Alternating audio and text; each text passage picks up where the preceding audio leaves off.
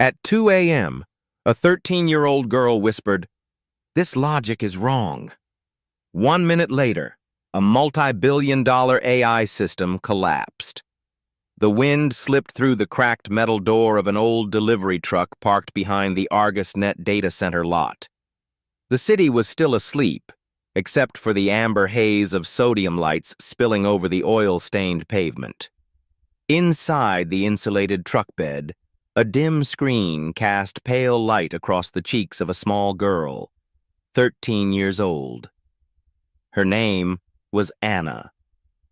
She sat cross-legged, slight in frame, her eyes fixed on the flickering screen of an old Dell laptop. The machine was hot to the touch, one key missing, and horizontal lines buzzed faintly across the display. It had been discarded behind the recycling units of ArgusNet. Her mother found it while dropping off a package. "They threw it away," her mother had said. "So we use it." Others would call it useless. But for Anna, it was a library, a classroom, a door. There was no music, no games, just white code on a black screen. And in the hush of the night, a child studied Python as if reciting prayer. The truck swayed gently. Her mother was in the driver's seat reading off another delivery list. She worked 3 apps, back to back: DoorDash, Instacart, and a third one that carried medical equipment. Her shift began at 5 in the evening and usually ended after 3 in the morning. She never said she was tired, but Anna heard it. In the slow exhale when her mother climbed in the rubber smell of her jacket, in the quiet shake of her head when she got tipped nothing. Anna did not speak much. She did not need to. She wrote. In a gray notebook so worn the spine had no print left, Anna wrote with both hands. Left for comments, right for logic. She sketched patterns from test scripts, branch trees from decision models, small errors in conditional statements. She copied ideas from a torn volume of formal logic she had found in the alley behind the city library. They had not let her inside. No valid ID, they told her. No address. She read anyway. One night the wind rose stronger. The data center towers glowed like a self-contained city. Silent, humming with power. Row upon row of server containers pulsed with heat and memory, fed by megawatts of uninterrupted current. Anna knew this place well. Whenever her mother parked here for pickups, she would look up at the mirrored walls and imagine a sea of binary inside, a digital ocean. That was where decisions were made, where algorithms wrote the rules of men. She had never stepped inside, but she had read its bones. Her mother's laptop ran on an obsolete OS, but Anna had managed to access ArgusNet's public test environments. In them, she discovered mock data sets, incomplete models, and one document that made her sit up straighter, a logic table for a system called Lyra-Vi, the first ethical response AI in production. The crown jewel of ArgusNet, built by engineers from MIT, Stanford, and Carnegie Mellon. And Anna, a 13-year-old who had never attended a day of formal school, had read every line of it. Not to impress anyone, not to prove anything. She read because understanding was the only way forward, the only way out. Tonight, while the old laptop wheezed and the truck creaked in the wind, Anna spotted something strange. In one of the feedback chains used to simulate moral decision-making, where Lyra-Vi was supposed to decide whether to act or hold based on contradictory goals, there was a line of code that made her pause.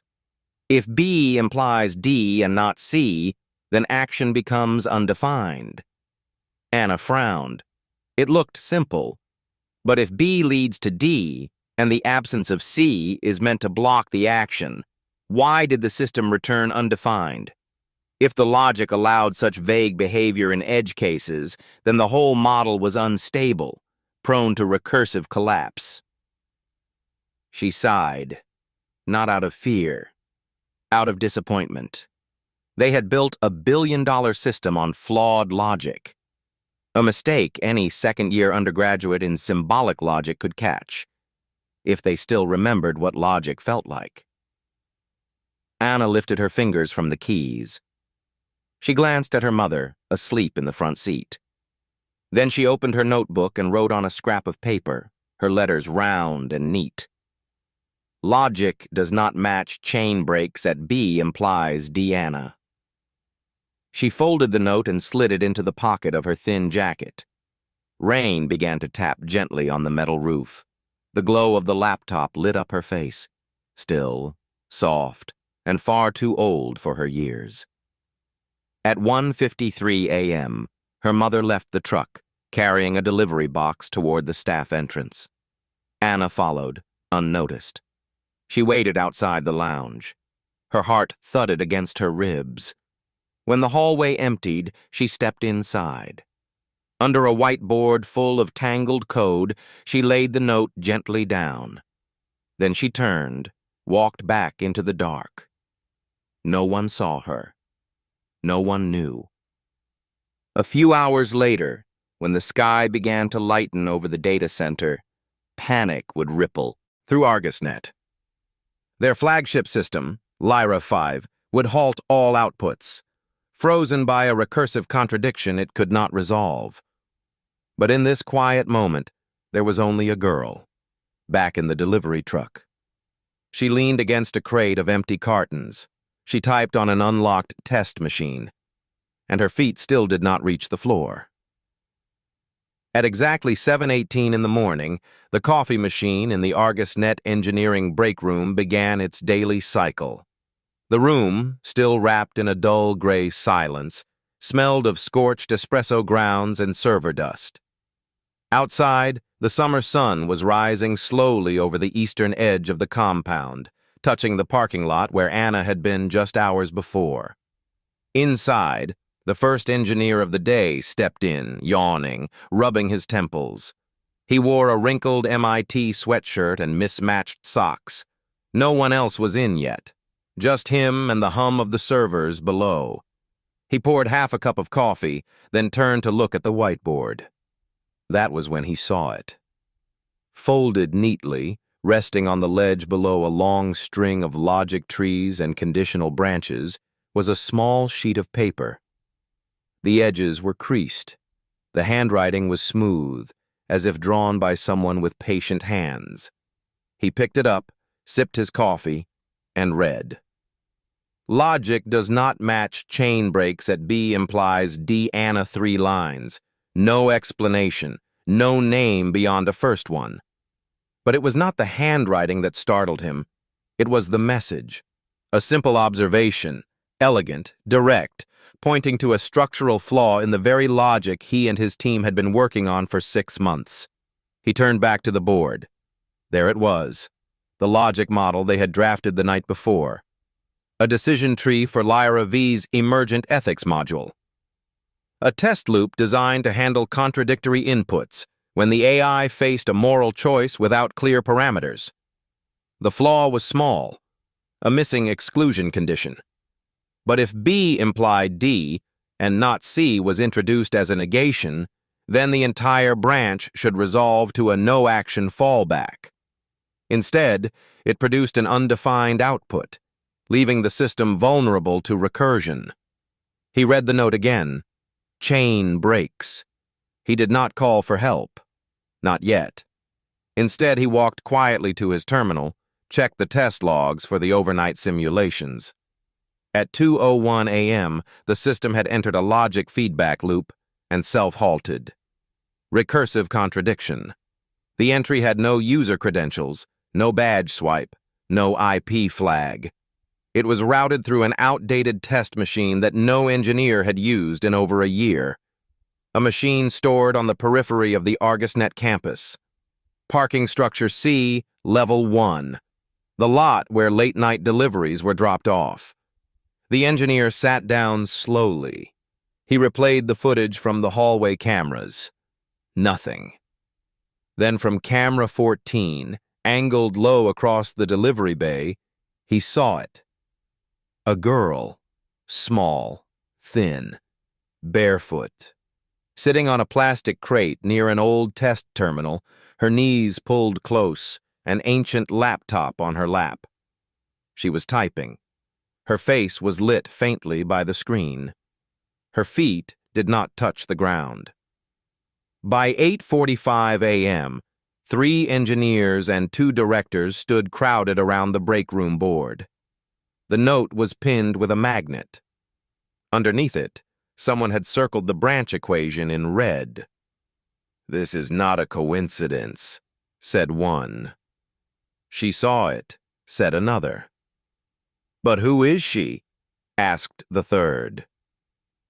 Someone called security. Someone else called legal. Someone else quietly retrieved the overnight delivery logs. There was no record of a child on site, no badge, no escort. But there was a delivery vehicle parked at 1:40 a.m. registered to a woman named Maria Alvarez. Contract courier, independent, no fixed residence. One of the engineers looked at the note again. Anna. At 9:10 a.m., Anna sat in the back of the truck, her notebook open on her knees. The world around her had resumed its rhythm. Trucks honked. Birds flew low above the rooftops. The morning sun fell in slanted light across the dashboard. Her mother was inside a pharmacy, picking up 2 boxes of gauze for a client. Anna chewed the edge of her pencil. She was drawing loops. Not hearts, not flowers. Loops. Circular logic patterns, drawn by hand, not formula. She traced the edges of thought like an artist sketching the breath of an idea. Then she wrote, "Logic is not built upward. It flows outward, like a ripple, like a circle. When one edge breaks, the pattern unravels." She closed the notebook. She did not smile. By 11:17 a.m., the director of AI Integrity at ArgusNet had locked the main conference room. No calls were permitted, no laptops. On the table was a printed version of the Lyrae Vi logic model with Anna's correction inserted in red. It held, even under simulated stress.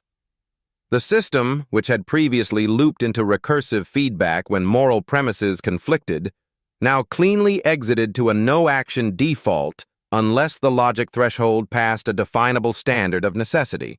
In other words, the girl had patched the heart of the machine. The director sat back in his chair. "Who is she?" he asked softly. The others had no answer. Some guessed she was a gifted intern. Others suspected industrial espionage, a planted child from a competitor. But the footage told no lie. She sat alone. She typed. She left no trace, except a note. One of the engineers said, "She used no advanced math, just clean logic, old logic, pre-Gödel logic." Another nodded. "Euclidean clarity." There was a pause. No one spoke. One man finally asked, "How do we find her?" Another voice, older, answered quietly, "You do not find children like that. You give them a door and hope they walk through it." That night, Mariah returned to the truck, holding 2 plastic containers and a paper cup of noodles. They did not speak for a while. Then Maria looked at her daughter. "You look tired." Anna shrugged. "Did something happen today?" Anna shook her head. Maria smiled a little. "You know, I used to dream of being a teacher." Anna looked up. "You teach me?" "No, I mean like a real teacher. You are one." Maria blinked. Anna returned to her notebook. She opened to a blank page. Then, slowly, deliberately, she wrote one sentence. "Even perfect machines need mothers." She tore out the page and gave it to her. At 11:58 p.m., a decision was made inside the ArgusNet Executive Board. After 7 hours of discussion, 5 policy advisors and 3 ethics consultants voted unanimously they would find the girl. They would offer her a position, no salary, no title, no contract, just access to books, to data, to a room with light and warmth and time. They did not know her full name, only the note, only the shape of her logic, and the way her code had stopped a billion-dollar system with the quiet force of truth. The next morning, the senior architect of Lyra 5 stood alone at the loading bay. He watched the trucks come and go. He waited until the sun broke across the roof. Then, in a voice too low for anyone else to hear, he whispered, "Her name is Anna at exactly 1:59 in the morning." Anna looked up. The truck was still. Her mother was asleep in the front seat, head resting gently against the side window, her breath deep and even. Outside, the world had narrowed into a few pale halos of streetlight, circling over the ArgusNet data center's concrete skin. Anna pulled the hood of her jacket tighter and climbed out. She walked across the parking lot in silence, her old sneakers making no sound on the asphalt. In her hand, she carried the ancient laptop. Its hinges clicked softly with every step. She knew where she was going. At the far corner of the lot stood a forgotten terminal. It was once used for mobile QA simulations, now left unlocked, its cables bundled but still live. Anna had discovered it weeks ago. Most people passed by it without a glance. To her, it was a door. She plugged in the laptop. The screen blinked, once, twice. She exhaled slowly. Her breath curled like steam in the cold air. Then she opened a terminal window. She was not guessing. She had read the structure of the Lyra Vive test model, page by page, buried within outdated public repositories. Not the production model, that was protected, but the earlier prototype branches, those left behind during scaling. And what she found there was fragile.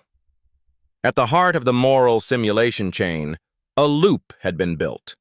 A decision engine where inputs branched based on 3 conditional variables. B implies DC must not be present. Action is undefined unless both hold. To a machine, that made sense. To a human, it was chaos. If a system could only act when certainty was absolute, then it would fail in every real-world scenario. Humans act on incomplete logic all the time, but they balance it with trust, context, and caution.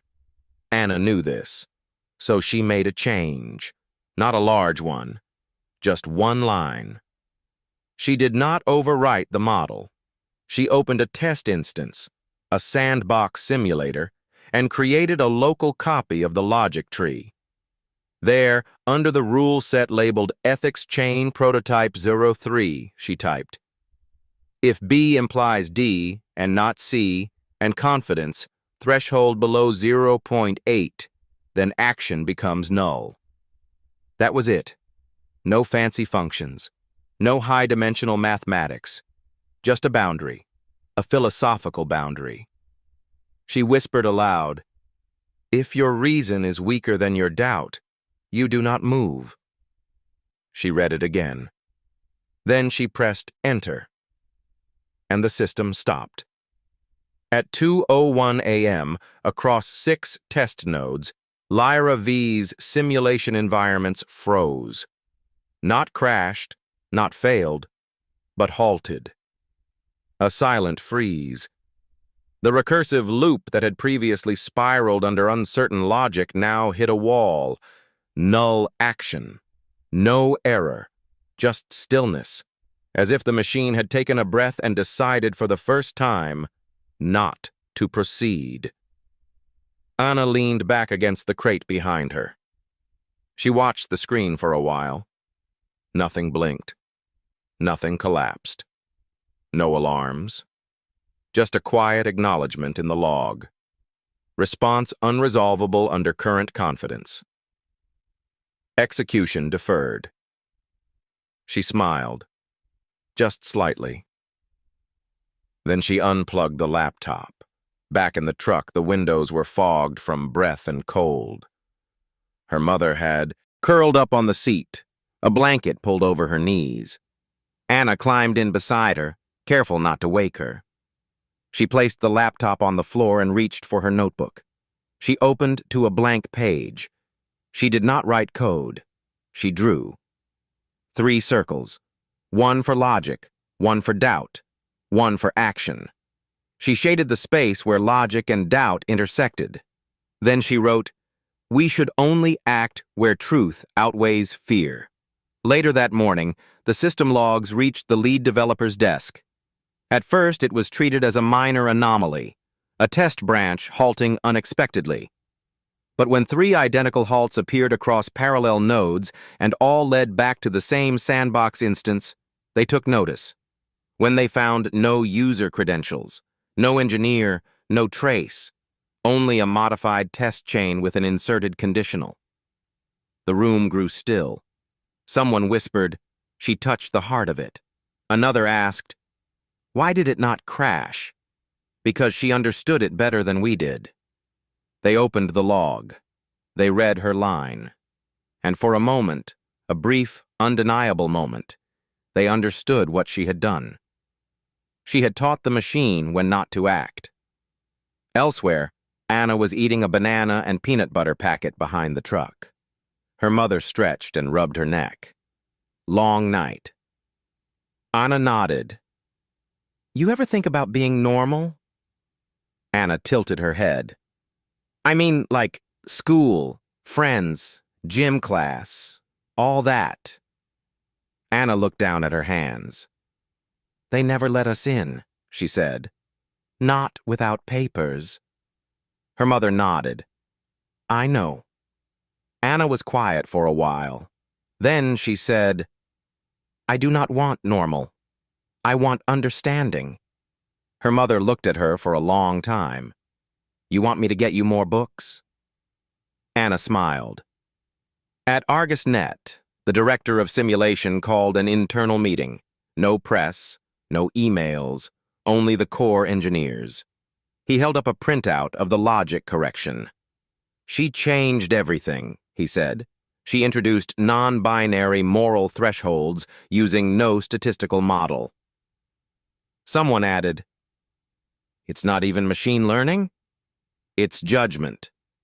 "It's logic," said the director. "Real logic. Human logic. The kind we stopped teaching." He paused. "What if we brought her in?" Silence. Then someone spoke. "Do we even know if she wants to come?" Someone else said, "Maybe she was just fixing what we broke."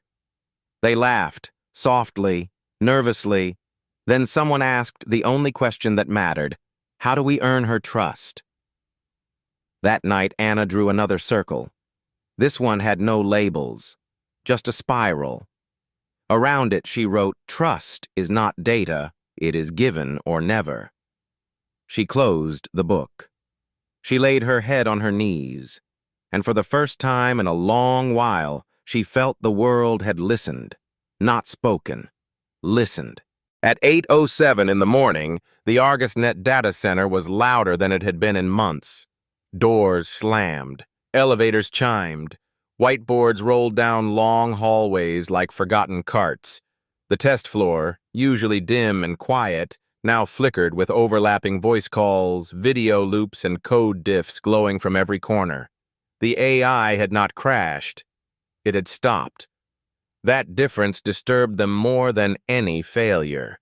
Machines were expected to break, to miscalculate, to overload. But Lyra 5 had done none of that. It had simply refused to proceed. A decision engine had hesitated, and hesitation, in a machine, was unacceptable. In the main control room, 6 monitors showed frozen outputs, subroutines gray with deferred execution. One terminal blinked a message that had never appeared before in any test. Decision suspended. Recursive contradiction exceeds threshold. Internal response unresolvable. It was not an error. It was a judgment. A halt. By noon, the room filled with every senior engineer on the project. They stood in clusters, hands folded, shoulders tight, speaking in low tones that always ended in silence. No one wanted to say it aloud. Not yet. That a girl had found it first. The footage had been confirmed. The timestamp matched. She was not wearing a badge. She used no credentials. The terminal was old, disconnected from the core network. She had not hacked. She had not forced entry. She had simply typed. The guards had reviewed the security logs 3 times. The engineers watched her again, frame by frame. A girl, barely 13, legs dangling off a crate, laptop on her knees. Typing calmly, without hurry, without fear, without asking permission. One man in the back of the room whispered, "She acted like she belonged there." Another replied, "Maybe she did." At 1:35 in the afternoon, a systems theorist from Stanford was flown in. She reviewed the updated logic tree. She said nothing for a long time. Then she asked a single question. Who taught her Euclidean paradox structure before age 15? No one answered. She read the line Anna had written again. If confidence is below threshold, do not act. The theorist smiled, just slightly. That is not just logic, she said. That is restraint. Meanwhile, Anna was eating cereal from a cup in the truck, reading a book on ethics. It was not a new book. It was faded, pages water-stained, missing a cover. But it was enough. Her mother rested beside her, eyes closed, shoes off, her head against the window. The morning had been long, deliveries heavy, tips low. She had not asked Anna about the night before. She sensed something had changed, but she had learned long ago that asking was not the same as understanding. Anna turned a page. She underlined a sentence. All action must first pass through silence. She closed her eyes and whispered it again. All action must first pass through silence. Back at ArgusNet, a younger engineer was pacing near the main whiteboard. He had joined the company 2 years ago, fresh out of a PhD program. He had spent months working on the moral recursion tree. He had built entire modules that now lay idle. He stopped pacing. Then he spoke. We are thinking about this backwards. They all looked up. We built a system to think like a person. But what if she thought like a system? No one responded. She found the flaw we overlooked because we were looking for human answers. He pointed at the screen. She found the mechanical truth. Another engineer, older, leaned forward. And yet, her correction is more human than any of ours. At 3:04 in the afternoon, a boardroom meeting was called. Not technical, political. The kind of meeting where titles mattered more than truth. A vice president of risk sat beside a director of public partnerships. Across from them, legal counsel, PR advisors, and a contracted ethicist. The topic was not the logic fix. It was the girl. Do we report her? Someone asked. To whom? Another answered. She broke no laws. She accessed no restricted data. She walked onto a sidewalk and typed. They argued. But what unsettled them more than legality was perception. What would it mean if the world found out their flagship moral AI had been corrected by a child? What would it say about the years of research, the grants, the publications, the conferences, the prestige. They spoke in circles. They said words like protocol and liability and public narrative, but no one said her name. Only one man in the room had seen her face. He had printed the frame from the camera. He looked at it now. She had not looked scared. She had looked focused. He whispered. She was not guessing. She knew. At 4:28 p.m., the decision was made to contact the mother. Not formally, not legally, just a conversation, a meeting, an inquiry. The call was routed through dispatch. A supervisor used soft words. An offer to meet. A request to better understand how her daughter came to write something helpful. Maria was tired. Her voice was flat. She said very little. She only said, "She reads while I work." The supervisor paused. "Did you teach her logic?" Maria said. "I taught her how to carry boxes without dropping them. I taught her how to make canned beans taste better. I did not teach her what she knows." The supervisor hesitated, then asked, "Can we speak with her?" Maria said, "She is 13. She does not speak to people who do not listen." Then she hung up. That evening, Anna sat with her knees to her chest, watching the sun fall behind the warehouse. She was quiet, not afraid, just quiet. She opened her notebook again, wrote a new line. "Truth is not complicated. We just fear its simplicity." She closed the notebook. Then she turned to her mother. "They called you, didn't they?" Maria nodded. "What did they want? To ask who you are?" Anna smiled. "And what did you say?" Maria shrugged. "I told them I do not know. I am still learning." Anna looked at the sky. "Me too." Back at ArgusNet, the engineers slowly returned to their desks. The monitors still blinked with deferred decisions. The logic tree still held. Her fix had not broken anything. It had only asked a better question. What if the machine simply does not know? And what if that is the most honest answer it can give?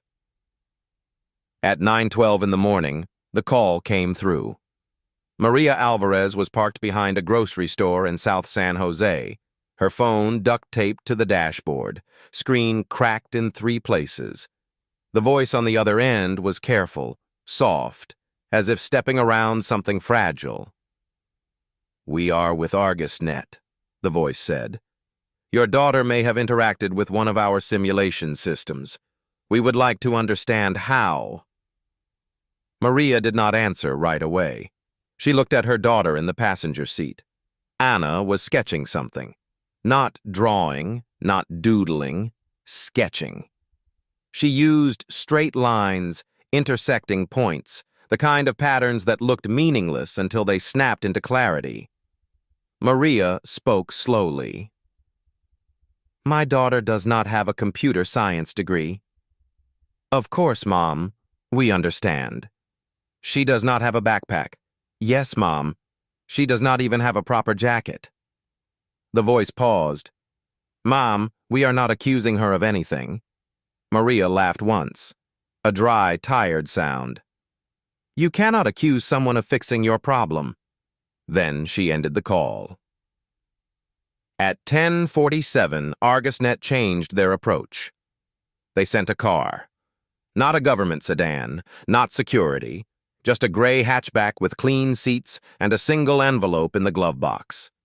Inside was a handwritten note. "We would like to speak to Anna." Not as a suspect. Not as an anomaly. As someone who may have something to teach us. Maria read it twice. Anna read it once. Then she closed her notebook. She said, "If I go on my terms." Her mother nodded. "And what are your terms?" No questions that are already answers, no whiteboards with walls, and no pretending to listen. Maria nodded again. Do you want me to come with you? Anna shook her head. I want you to rest. At 12:02 p.m., the gray car pulled into ArgusNet's southern entrance. Security opened the gate. Anna stepped out, wearing the same sweatshirt, holding the same notebook, her hair tied back with a rubber band. The lobby was bright and cold. A receptionist stood to greet her, then hesitated. You are... Anna. Yes. Would you like some water? No. Do you know where you are? Yes. And why you are here, to explain why your machine got scared. The receptionist blinked. I will call someone. She was brought into a small room with glass walls and one long table. Waiting there was a man in his late 60s. White hair, thin glasses, a suit that fit too well. He stood as she entered. My name is Professor Elgin. Anna nodded. I read your work on logic boundaries in recursive learning models. He smiled. Most people did not. She sat across from him. He watched her for a moment, then spoke Anna. Can you tell me what you understood about Lyra 5? She was silent for several seconds. Then, it was trying to be honest. But it was trained by people who were not. Professor Elgin leaned forward. What do you mean? You asked it to make moral decisions, but you trained it on efficiency. Every time it hesitated, you penalized it. That is standard reinforcement. It is cruelty. He blinked. Anna opened her notebook. You gave it conditions like if B implies D and not C, then action undefined. But when does a person act with undefined logic? They guess. She drew a small triangle. Machines do not guess. They loop. They spiral. They crash. Professor Elgin looked at the drawing. And what did you do? I gave it permission to say, I do not know. He sat back. Anna closed her notebook. That is not failure. That is the beginning of learning. He was quiet for a long time. Then he said, Anna, would you like to come here, to learn with us, to build? She tilted her head. You want to teach me? I think we would learn from each other. Then let me ask first. She looked him in the eyes. Do you believe a child can be right when a system is wrong? He paused. Yes. Then she stood and walked out. She did not leave the building. She walked to the window, looked out at the parking lot, saw her reflection in the glass. Not a scientist, not a student, just a girl with a tired mother and an old laptop. But now, someone had listened. Back in the room, Professor Elgin sat still. He did not pick up his pen. He did not call his assistant. He simply whispered, Logic is not always lines. Sometimes it is a mirror. Outside, Anna opened her notebook again. She wrote, Truth is not what we prove. It is what remains when everything else is afraid. Then she closed it and waited for the sun to shift at 7:03. The next morning, Anna sat alone in a glass-walled room inside the east wing of ArgusNet. The room was meant for interns, though none had used it in months. One desk, one whiteboard, one terminal. She did not touch the terminal. She pulled out her notebook instead. Outside, engineers passed by and looked in through the glass, like she was a museum exhibit. She ignored them. She was drawing circles again. Not perfect ones. Imperfect. Each one slightly bent, like an echo. Inside them she sketched relationships, arrows, dotted lines, sometimes a small X to mark contradiction, sometimes a shaded region. She did not write code. She wrote logic, in her own language. At 9:14, Professor Elgin entered the room slowly, as if stepping into a place of worship. Anna looked up. You came back. She said I never left. He sat down, carefully. What are you working on? She turned the notebook toward him. This is Lyra V, she said. This is what it should have been. He studied the page. There were no equations, only diagrams. This one, she pointed, is when someone is asked to lie for someone they love. This one is when you are afraid of being punished, but you do what is right anyway. This one is when telling the truth does more harm than good. Professor Elgin stared. How are you representing outcomes? I am not. I am representing pressure, moral pressure. She circled a line that spiraled inward. Machines cannot feel pressure, he said. Not yet. She looked at him, but they can respond to its shape. By noon, the head of AI ethics joined them. She had worked at 3 universities. She had published dozens of papers on machine behavior. She walked into the room with the skepticism of someone who had spent her life defending ideas from attack. Anna looked up but said nothing. The woman stood over her shoulder. What is this a new model? There is no input data. There is no input trust. The woman frowned. Where are the decision trees? Anna flipped the page. They are not trees. They are ripples. What do you mean? Decisions do not grow upward like branches. They grow outward, like circles in water. The more pressure, the smaller the center. If the center disappears, the decision collapses. The woman went silent. For the first time in a long time. At 2:17, Anna connected her diagram model to a test copy of Lyra Vi. No one told her how. She found the access herself. She typed slowly, not rushing. Line by line, she replaced the decision core with a soft logic map. No code for action, only for allowance. If trust exceeds pressure, then action permitted. If pressure exceeds clarity, then action deferred. If logic is symmetrical, reflect. If asymmetrical, slow. She pressed enter. The model ran. It did not crash. It breathed. The output screen blinked once, then displayed, uncertain but willing, listening. The engineers watching said nothing. One man took off his glasses and rubbed his eyes. Another stepped outside to smoke and never came back in. Professor Elgin looked at Anna. What did you do? I gave it the right to hesitate. That evening, they ran scenario simulations, over 50 of them, old test cases, the classics, the trolley problem, the prisoner's dilemma, the moral machine, and something happened. Lyra Vive did not choose the most efficient solution. It paused, then asked for more information. In one case, it asked whether the people involved trusted the system. In another, it refused to act because the scenario was artificial and did not reflect the world. In a third, it simply said, "This is not a question of right and wrong. It is a question of what you are willing to carry." Anna watched from the side of the room. She did not smile. She did not clap. She just whispered, "It is learning to be unsure." The next morning, the senior research fellow, a man with 2 doctorates and a name on 3 patents, came to visit the room. He stood in the doorway. He looked tired. He said, "Do you know what you've done?" Anna looked at him.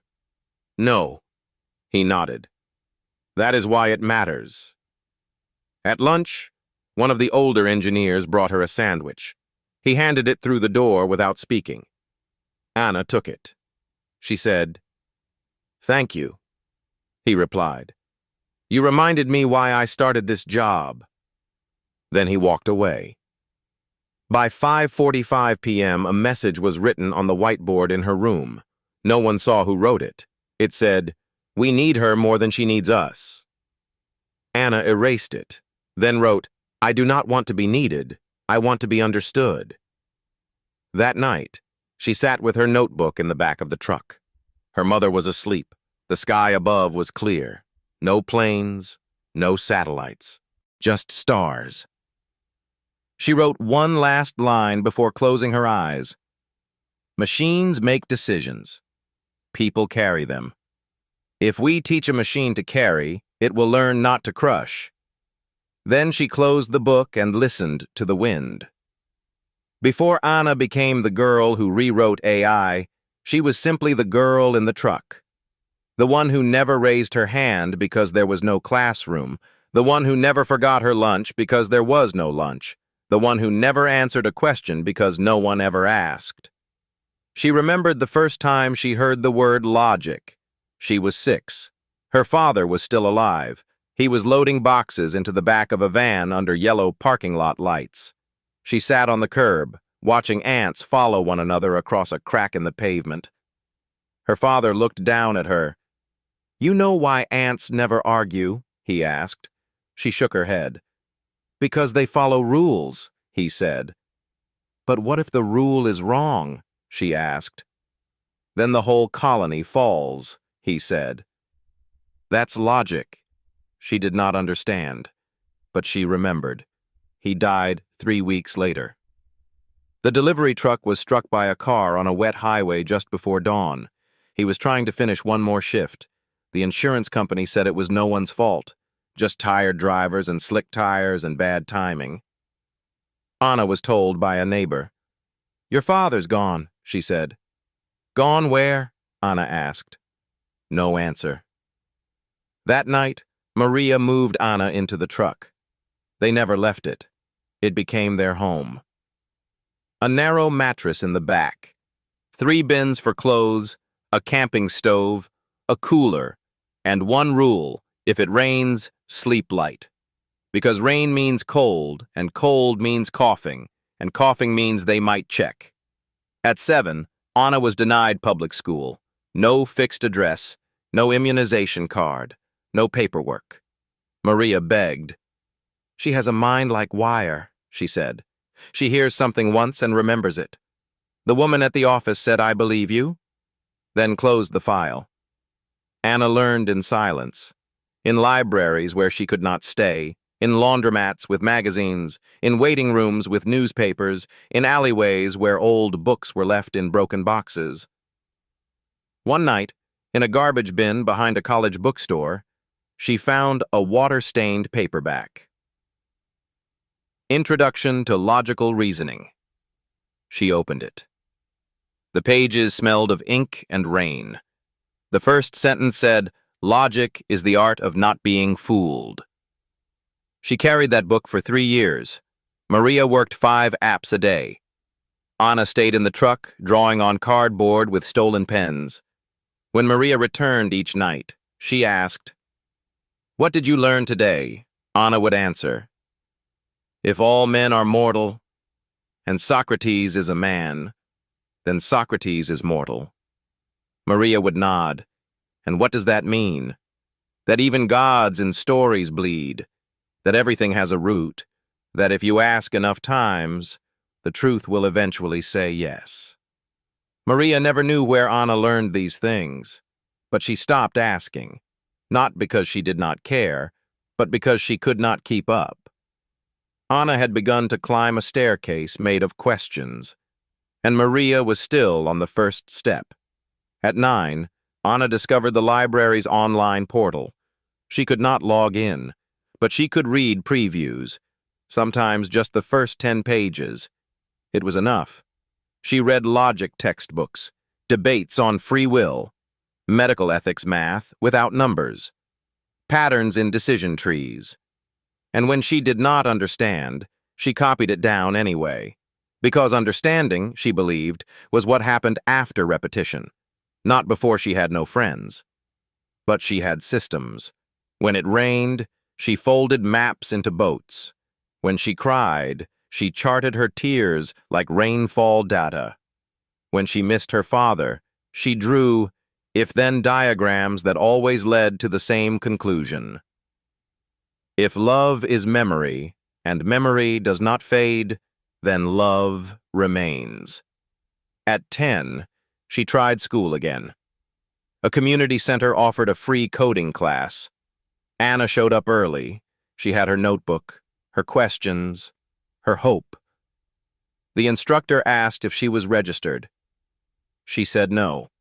He told her he was sorry. She sat outside the door anyway and listened. She learned variables, Boolean values, conditional logic. At the end of the month, the instructor found her outside, notebook full. "You're the smartest student I never had," he said. She asked if he could teach her more. He said it wasn't allowed. "Rules," he said. Then he gave her a book. "Automate the boring stuff with Python." She read it 4 times. At 11, she started writing her own code. Not for games, not for websites. She wrote logic puzzles, little thought machines. One was called The Honest Door. It asked the computer to choose between 2 statements. One true, one kind, but not both. It always chose the kind one. She smiled. At 12, she found ArgusNet. Not the company, the test environment. Public sandbox files, old models, open ethics frameworks. She did not break in. They had left a door open.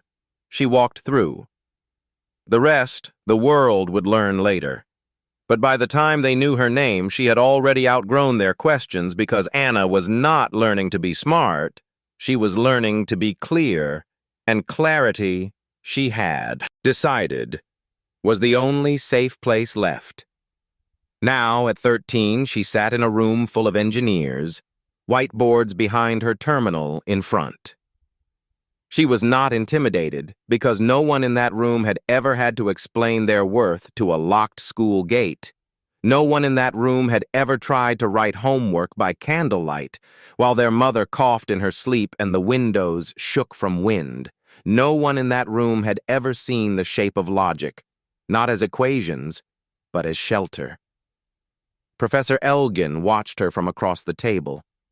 He asked, "When did you start seeing things this way?" Anna replied, "When no one would teach me. So I had to ask the questions before the answers came." He nodded. "And who taught you to believe the answers would come?" She looked down. No one. Then she smiled. But the questions were loyal. They never left. He did not speak after that because there was nothing else to say. The boardroom at ArgusNet had 12 chairs. All of them were filled, and 2 more were brought in. Outside, the sun glared against the glass walls of the headquarters, but inside, the lights were cold and sharp. Laptops were open. Pens clicked. Coffee cooled in untouched cups. On the whiteboard behind them, someone had written the words, "Anna Alvarez, 13, unaffiliated, unauthorized, untrained." A pause. Then another word was added, "undeniable." The vice president of legal was the first to speak. "We cannot, in good conscience, allow an unsupervised minor access to our internal models, not even with read-only privileges." The director of ethics replied calmly, "She is not asking for access. She is asking to be heard." The VP of risk leaned forward. "No, she's not asking anything. That's the problem. She just walked in and rewrote our core logic. No application, no background check, no license." The chief of engineering added, "And no mistakes." That silenced the room for a moment. Then a younger board member, newly appointed, asked, "What exactly did she change?" Professor Elgin, seated at the end of the table, replied, "She didn't change the output. She changed the question." The boardroom quieted again. Then the COO, a tall man with clipped vowels and polished shoes, said, "Let me be blunt. A 13-year-old girl, living in a truck, no formal education, no institutional affiliation, has just shown the world that our flagship model cannot handle moral recursion." He looked around. "If we embrace her, we admit we missed it. If we reject her, We admit we fear her. The room stirred. It was the oldest problem in power. Truth from an outsider. They brought Anna into the room at 10:03 a.m. She did not look nervous. She wore her same sweatshirt, same rubber band in her hair, same calm eyes. She sat down. No one told her to. The VP of Legal leaned forward. Anna, are you aware of the implications of what you've done? Yes. Do you understand how this affects our company's reputation? Yes. Do you understand the legal risks? No. Would you like me to explain? Not really. The room paused. Someone coughed. The director of ethics asked gently, Anna, why did you do it? She shrugged. Because I could. Because it was wrong. Because someone had to. The VP of Risk folded her arms. And who told you that you had the right? Anna looked at her. Logic did. The room went very still. Then Professor Elgin asked Anna, what would you do if we asked you to stay? She thought for a moment. I would ask why. The COO smiled. Because we need you. That's not a reason. He blinked. Then what would be a reason? Because you want to learn? They asked her to step outside. She did. Back in the room, the debate began. It was loud, tense. Some used phrases like corporate security. Others said academic responsibility. A few said precedent. Professor Elgin said, she is not a threat. She is a mirror. The head of research said, she made me question everything I thought I knew, and I'm still grateful for it. The VP of Legal said, we open this door. We cannot close it. The director of ethics replied, some doors were never meant to be locked. The COO stood, all right, vote, not binding, not recorded, just real. Hands up. Should Anna be granted status as a junior logic advisor? No pay, no contract, no press, but full access to learning resources. And a chair at the table. When the system is in question, they voted, 1 by 1, 15 in favor, 2 opposed. They called her back in. She entered quietly. The room was hushed. Professor Elgin spoke Anna. This vote is unofficial, but it is sincere. You are now a junior logic advisor to the Lyra V program, no pay, no signature. But you will have access, and your input will be read every time Anna said nothing. She opened her notebook, wrote one line, then handed it to Professor Elgin. It said, a seat at the table means nothing if no one listens when the smallest voice speaks. He nodded. We will listen. Later, outside the building, Anna sat on the curb with a juice box. Professor Elgin sat beside her. He said, you made them feel something they forgot long ago. What uncertainty is that bad? It's the beginning of every good question. Anna looked at the sky. Will they really let me speak? I think they will. What if I say something they hate? Then they will have to decide if they care more about being right or about becoming better. She nodded, then said, that's a question for people, not for machines. He smiled. You're not here to help the machine think. You're here to help us. Remember how. At sunset, Maria parked the truck outside the gate. Anna climbed in. She handed her mother a small envelope. Inside, a letter, typed, on official ArgusNet letterhead. It said, Anna Alvarez Advisor, Logic Integrity, Provisional. Maria read it twice. Then she looked at her daughter. Is this what you wanted? Anna leaned back against the seat. No, but it's what comes next. Back in the boardroom, after everyone had left, someone erased the whiteboard. Except one word, undeniable. They left it there, in quiet agreement. 1 year passed. ArgusNet grew, So did Lyra V. Its ethical framework, rebuilt with Anna's logic loops, became a case study in over 30 universities. The system no longer tried to be certain. It tried to be honest. It asked for context. It paused. It changed.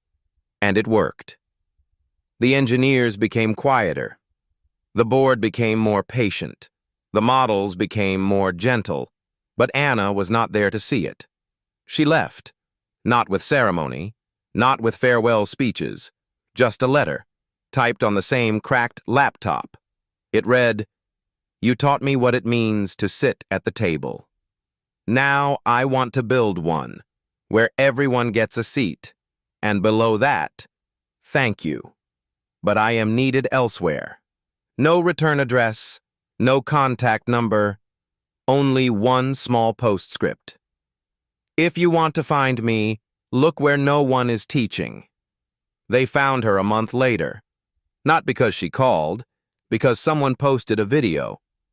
A shaky phone camera, a parking lot behind a Walmart, a folding table, and 10 children sitting on overturned crates. They were listening to Anna. She was standing in front of a small whiteboard held up by duct tape and hope. On it, a circle. Inside, 3 words: logic, kindness, courage. And below that, think before code, listen before speak, doubt before decide. The caption on the video said, "Who is this girl, and why does she sound smarter than my CS professor?" It spread. Quietly, at first.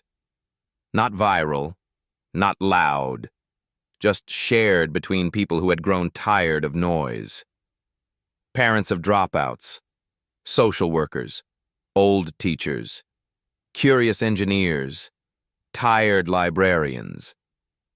They watched a 13-year-old explain recursion to a boy in a hoodie, then teach conditional statements to a girl with no shoes, then explain moral frameworks using only drawings of rivers and bridges. She never used big words. She used clear ones. She never asked them to memorize. She asked them to notice. And they did. Every evening just before sunset, the class met again. Same parking lot, same folding table, same girl with a notebook full of stars, Anna called it. The School of Thought. There was no tuition, no curriculum, no ID required. Only one rule. If you are here to look smart, leave. If you are here to understand, stay. Maria watched from the truck. She did not interfere. She brought juice boxes and granola bars, charged devices off an old solar panel. Let the kids use her hotspot when they needed internet. She had once wanted to be a teacher. Now, she said, I am the janitor of something holy.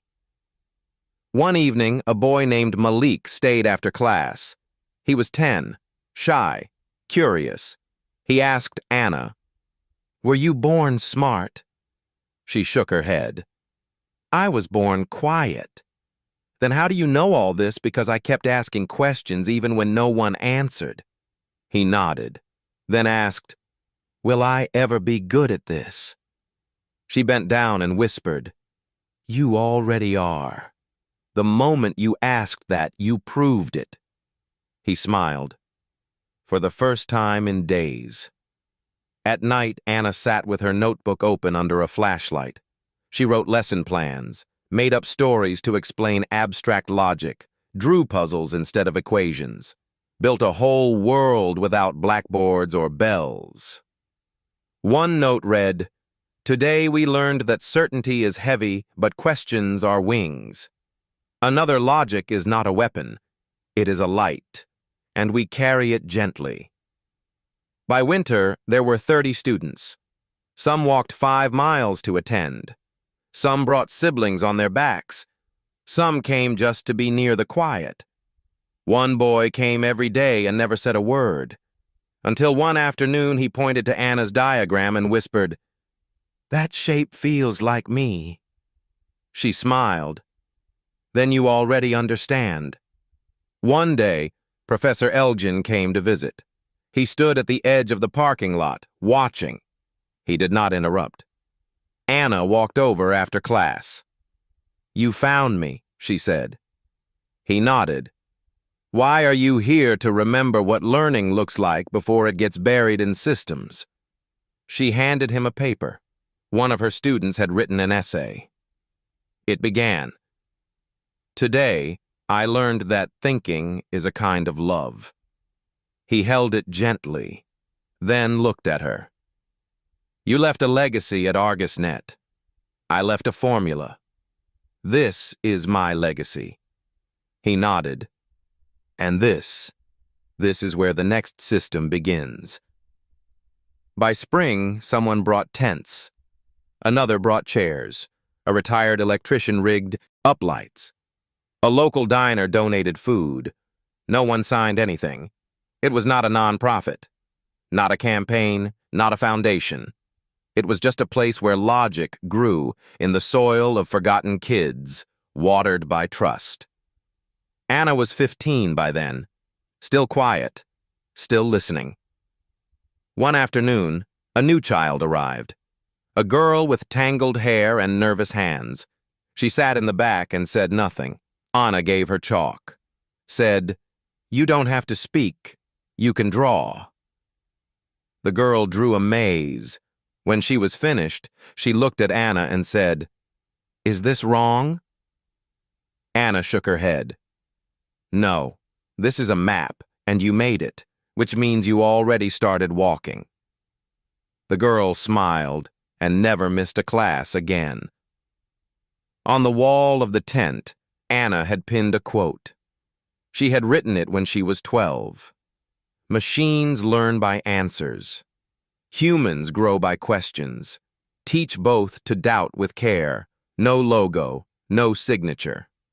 But people began to repeat it, and slowly, gently, the world began to listen. 10 years passed. The world did not become perfect, but it began to pause. Algorithms, once built for speed and control, started to learn hesitation, not out of weakness, but out of care. Systems paused before executing. Machines asked not only what, but why. And somewhere deep in the heart of these new designs, there were the fingerprints of a girl who had once drawn circles on cardboard. Her name was Anna. And by the time she turned 23, she was known by a title she never asked for. The one who taught AI to doubt and humans to remember. The United Nations General Assembly met in Geneva that year. The topic was not war, not climate, not trade. It was AI morality, a phrase that once seemed abstract, now dictated real lives. Borders, medicines, access to truth and harm. The question before the assembly was simple. Could the world agree on a single moral framework for intelligent machines? Many said no. Too many cultures, too much history, too many systems pretending to be fair. But then someone stood. Not a diplomat, not a president, not a CEO. A young man in a gray suit with a scar on his wrist and dirt still under one fingernail. His name was Malik. He had once sat behind a Walmart on an overturned crate and learned logic from a girl named Anna. He stepped to the podium. "We do not offer a solution," he said. "We offer a question." The chamber fell silent. He unfolded a sheet of paper, then read aloud. "If a machine must decide, let it be taught that the question it faces is not what is efficient, what is legal, what is safe, but what will this decision do to the smallest voice in the quietest room of the furthest life? And if it cannot answer, let it wait. Let it ask. Let it listen. Because a machine that cannot doubt should not be allowed to decide." There was silence. Then a sound like wind through old trees. Breath held, then released. A delegate from Ghana stood. then one from Norway, then from Chile, from Nepal, from Canada, from Kenya, from Laos. They said, "This is not a code. This is a compass." And for the first time, the chamber voted not on a law, but on a question, and they passed it, unanimously. The document was signed by a committee, 14 members, 8 women, 6 men, all under 30. Most had no degrees. All had once sat under Anna's tent. They had grown up without school buildings, but with questions that no one had answered until Anna told them, "You do not need permission to begin understanding." They carried her in every line they wrote. One clause read, "No AI system should ever act where humans are not yet willing to take responsibility. Another moral uncertainty is not a flaw. It is the sign that something real is being weighed. Another, if the output is faster than the feeling, it is too fast." Anna did not attend the ceremony. She watched it from a borrowed laptop in the back of a cafe somewhere near the border of 2 forgotten towns. Her hair was longer, her voice the same, her notebook still filled with sketches and questions. The barista asked her, "Are you that girl from the video?" "The logic one," Anna smiled. "Not anymore." "Then who are you now?" "Still asking." The barista brought her a free coffee. "Said my sister used to sit in your class. Said it was the only place that ever made her feel smart." Anna stirred the coffee. Quiet, then whispered, "She already was. I just made it visible." Later that night, as rain pressed against the windows, Anna opened her old notebook again. Page 1 still held the words she had written when she was 12. "Logic is the art of not being fooled," she added underneath. "But kindness is the art of not doing the fooling." Back in Geneva, after the vote, a journalist asked Malik, "Who wrote this question?" He replied, "Many minds shaped it, but one voice started it. And where is she now?" He paused. She never wanted to be found, only followed. A year later, a school opened. It had no name, no walls, no desks, just a canopy of trees and a chalkboard bolted to the side of a trailer. Children came from everywhere. Some walked, some were carried, some arrived silent, but left singing logic like lullabies. Above the chalkboard was a sentence, carved into wood. It read, "Ask the right question, and the answer will find you." No one signed it, but everyone knew it belonged to her, Anna, the girl who once sat in a parking lot with a broken laptop and taught the world how to pause. Not every genius is found in a lab. Not every voice comes from a podium. And not every classroom has 4 walls. Sometimes it is a 13-year-old girl sitting in the back of a delivery truck with a notebook full of questions and no one telling her where to begin. Anna never asked to be discovered. She never chased applause. She did not rewrite AI to prove she was smart. She did it because something was broken, and she believed quietly that truth should be made whole. She taught us that logic is not cold, it is careful, that doubt is not weakness, it is wisdom in disguise, that asking the right question is sometimes more powerful than answering the wrong one. Well, she reminded us that the smallest voice in the room still holds the weight of the world, if only we choose to listen. And so, wherever she is now, perhaps standing beneath trees, teaching a child with no shoes how to think bravely and kindly, we hope she knows. The world is still listening and still learning. From the girl who paused when everyone else rushed forward,